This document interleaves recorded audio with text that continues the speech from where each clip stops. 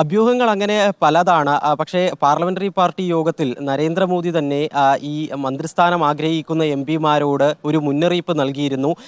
എൻ്റെ പേരിൽ ഒരുപക്ഷെ നിങ്ങൾക്ക് മന്ത്രിയായി തിരഞ്ഞെടുത്തു എന്ന് പറഞ്ഞ് കത്ത് ലഭിച്ചേക്കാം. ആരെങ്കിലും നിങ്ങളെ ഫോൺ വിളിച്ച് പറ്റിക്കാനും ഇടയുണ്ട്. അതുകൊണ്ട് ആ ഒരു സാഹചര്യത്തിൽ അങ്ങനെ വഞ്ചിതരാകാതിരിക്കണം എന്നുള്ള മുന്നറിയിപ്പുണ്ട്.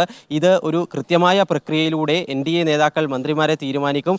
ആ ഒരു വലിയ അഭിലാഷങ്ങളൊന്നും വച്ചു പുലർത്തരുത് എന്ന് നേരത്തെ തന്നെ പാർലമെന്ററി പാർട്ടി യോഗത്തിൽ നരേന്ദ്രമോദി ഈ എംപിമാർക്കൊക്കെ മുന്നറിയിപ്പ് നൽകിയിട്ടുണ്ട്. പക്ഷേ അങ്ങനെ പറയുമ്പോൾ തന്നെ ചില സാധ്യതകൾ ഓരോ സംസ്ഥാനങ്ങളിലെയും രാഷ്ട്രീയ അവസ്ഥയൊക്കെ തന്നെ വെച്ചുകൊണ്ട് അവിടെയുള്ള ഏറ്റവും പ്രധാനപ്പെട്ട നേതാക്കൾ ആരൊക്കെയാണ്, അവരുടെ മത ജാതി സമവാക്യങ്ങളൊക്കെ തന്നെ പരിശോധിച്ചുകൊണ്ടാണ് ഈ ഘട്ടത്തിൽ ഓരോ മന്ത്രിസ്ഥാനത്തേക്കുള്ള ആളുകൾ ആരൊക്കെയായിരിക്കും എന്നതിനെ സംബന്ധിച്ചിട്ടുള്ള വിവരങ്ങളൊക്കെ പുറത്തു വരുന്നത്. അതിൽ കേരളത്തിന്റെ കാര്യത്തിലേക്ക് പ്രത്യേകമായി വന്നാൽ സുരേഷ് ഗോപിയെ നമുക്കറിയാം, ഈ തെരഞ്ഞെടുപ്പ് പ്രഖ്യാപനത്തിന് മുൻപ് തന്നെ തൃശ്ശൂരിൽ അവതരിപ്പിച്ചത് കേന്ദ്രമന്ത്രിയാകാൻ വേണ്ടി പോകുന്നു എന്ന് പറഞ്ഞുകൊണ്ടാണ്.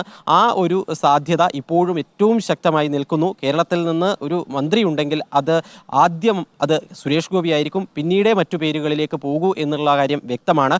ഈ സാഹചര്യത്തിൽ നേരത്തെ നമ്മൾ പറഞ്ഞതുപോലെ ഘടകകക്ഷികൾക്ക് കൂടുതൽ വഴങ്ങേണ്ടി വരുന്ന ഒരു സാഹചര്യം BJPക്കുണ്ട് ക്യാബിനറ്റ് മന്ത്രിസ്ഥാനങ്ങളുടെ ഉൾപ്പെടെ കാര്യത്തിൽ. അങ്ങനെയുള്ളപ്പോൾ എത്രത്തോളം ഒരു ക്യാബിനറ്റ് പദവി നൽകി സുരേഷ് ഗോപിയെ മന്ത്രിസഭയിൽ ഉൾപ്പെടുത്താൻ വേണ്ടി പറ്റും എന്ന സംശയം നിലനിൽക്കുന്നു. പക്ഷേ അങ്ങനെയാണെങ്കിൽ തന്നെ സുരേഷ് ഗോപിക്ക് മന്ത്രിസ്ഥാനത്തിന് താല്പര്യമുണ്ട് എങ്കിൽ, അദ്ദേഹം വിമുഖത പ്രകടിപ്പിച്ചിട്ടില്ല എങ്കിൽ, ഒരു സ്വതന്ത്ര ചുമതലയുള്ള സഹമന്ത്രിയെങ്കിലുമായി കേരളവും തമിഴ്നാടും അടക്കം കഴിഞ്ഞ തവണ നരേന്ദ്രമോദി ഫോക്കസ് ചെയ്തതാണ് തെക്കേ ഇന്ത്യ. അപ്പൊ തെക്കേ ഇന്ത്യയിലേക്ക് BJPക്ക് ശക്തമായി പടരണമെങ്കിൽ ഇവിടെ ക്യാബിനറ്റ് മന്ത്രിമാർ ഉണ്ടായേ മതിയാവൂ, അതിന് സംശയമില്ല. മാത്രമല്ല സുരേഷ് ഗോപി ഇഷ്ടവുമാണ്, നരേന്ദ്രമോദിക്ക് വ്യക്തിപരമായ ഇഷ്ടമാണ്. മാത്രമല്ല ഇന്നലെ NDA മീറ്റിംഗിൽ ഒരു സംസ്ഥാനത്തിന്റെ കാര്യം മാത്രമാണ് അദ്ദേഹം എടുത്തു പറഞ്ഞത്, അത് കേരളത്തിന്റെ കാര്യമാണ്. കേരളത്തിൽ LDFന്റെയും UDFന്റെയും ഒക്കെ പീഡനത്തിനൊടുവിൽ ഒരു MP ഞങ്ങൾക്ക് കിട്ടിയിരിക്കുന്നു എന്നാണ് ഇന്നലെ നരേന്ദ്രമോദി പറഞ്ഞത്. അപ്പോൾ അതുകൊണ്ട് ക്യാബിനറ്റ് പദവി തന്നെ ഒരുപക്ഷെ സുരേഷ് ഗോപിക്ക് ലഭിച്ചേക്കും. ലഭിക്കുന്ന വകുപ്പ് ഏതാണ് എന്നാണ് നമുക്ക് അറിയേണ്ടത്. പക്ഷെ അതിനോടൊപ്പമാണ് സഹമന്ത്രി സ്ഥാനമോ സ്വതന്ത്ര ചുമതലയുള്ള മന്ത്രിസ്ഥാനമോ ലഭിക്കാൻ സാധ്യതയുള്ളത് എന്നല്ലേ നമ്മൾ മനസ്സിലാക്കേണ്ടത്.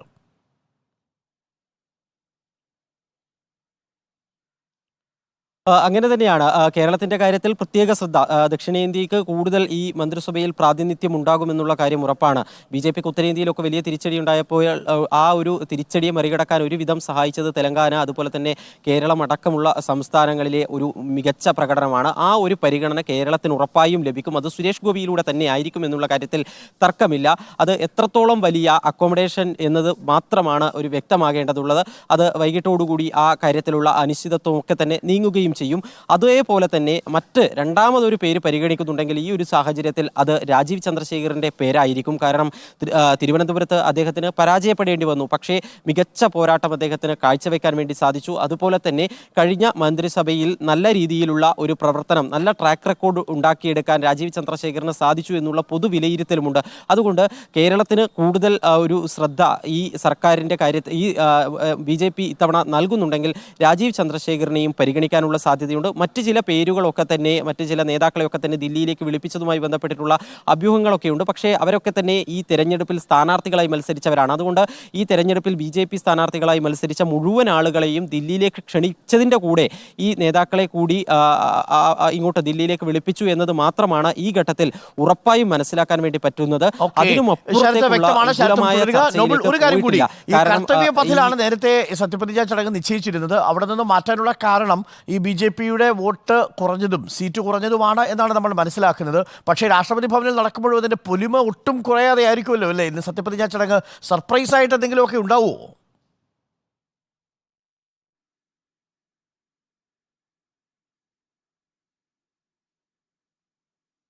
നോബൽ കേൾക്കാമെങ്കിൽ ഞാൻ നോബലിലേക്ക് തിരിച്ചു വരാം. ചെറിയൊരു തടസ്സം നേരിട്ടിട്ടുണ്ടെന്നാണ് മനസ്സിലാക്കുന്നത്. നമുക്കൊപ്പം നോബൽ കേൾക്കാമെന്ന് തോന്നുന്നു. നോബൽ, സർപ്രൈസായിട്ട് എന്തെങ്കിലും ഉണ്ടാകുമെന്നാണ് ഞാൻ ചോദിച്ചത്. കാര്യം കർത്തവ്യപഥിൽ നിന്ന് ഇങ്ങോട്ട് രാഷ്ട്രപതി ഭവനിലേക്ക് മാറ്റുമ്പോഴും പൊലിമ കുറയുന്നില്ല.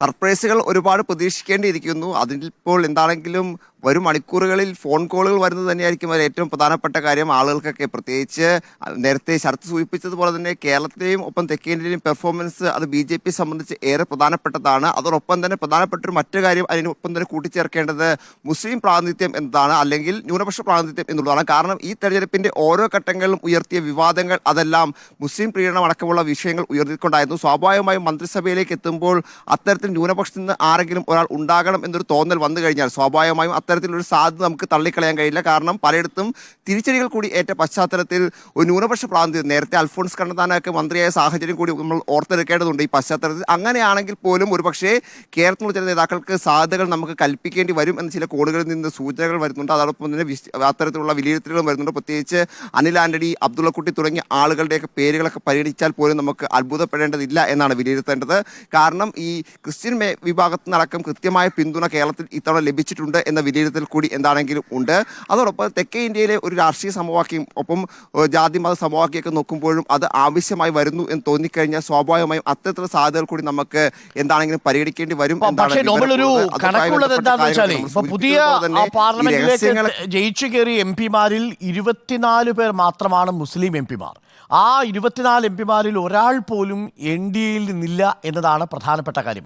കഴിഞ്ഞ തവണ 26 മുസ്ലിം MP-മാരുണ്ടായിരുന്നത് ഇത്തവണ 2 MP-മാർ കുറഞ്ഞു.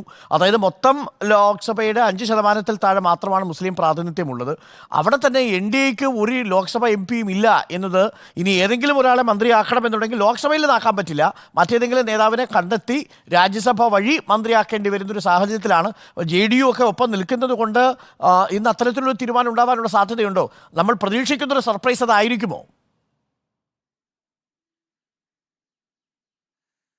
അത് നമുക്ക് തള്ളിക്കളയാൻ കഴിയില്ല. കാരണം അതിൻ്റെ ഒരു രാഷ്ട്രീയ സാഹചര്യം കൂടി നമ്മൾ പഠിക്കേണ്ടതുണ്ട്. കാരണം ഈ പറഞ്ഞ തെരഞ്ഞെടുപ്പിൽ ഉടനീളം നടത്തിയ പ്രസംഗങ്ങൾ, ആ പ്രസംഗങ്ങൾ നടത്തിയ മേഖലകളിൽ ഉണ്ടായ തിരിച്ചടിയൊക്കെ നമ്മൾ കൃത്യമായി കഴിഞ്ഞ ദിവസങ്ങളിലൊക്കെ വിശകലനം ചെയ്തു പോയതാണ്. ഇനിയും അതേ തരത്തിൽ തന്നെ, പ്രത്യേകിച്ച് ഈ കേവല ഭൂരിപക്ഷം ഇല്ലാത്ത ഘട്ടത്തിൽ അതേ ഒരു നിലപാടുമായി മുന്നോട്ട് പോയി കഴിഞ്ഞാൽ അത് ഭാവിയിൽ ഉണ്ടാകാവുന്ന തിരിച്ചടി, അതോടൊപ്പം തന്നെ ഭാവിയിൽ ഏൽപ്പിക്കാവുന്ന ഡാമേജ് ഒക്കെ പരിഹരിക്കാൻ ഇപ്പോൾ ഒരു മന്ത്രിസ്ഥാനം അത്തരത്തിൽ നൽകുകയാണെങ്കിൽ ആ പ്രശ്നം പരിഹരിക്കാമെന്നത് BJP-ക്കകത്തെ പോലും ചില ആളുകൾ സംസാരിക്കുമ്പോൾ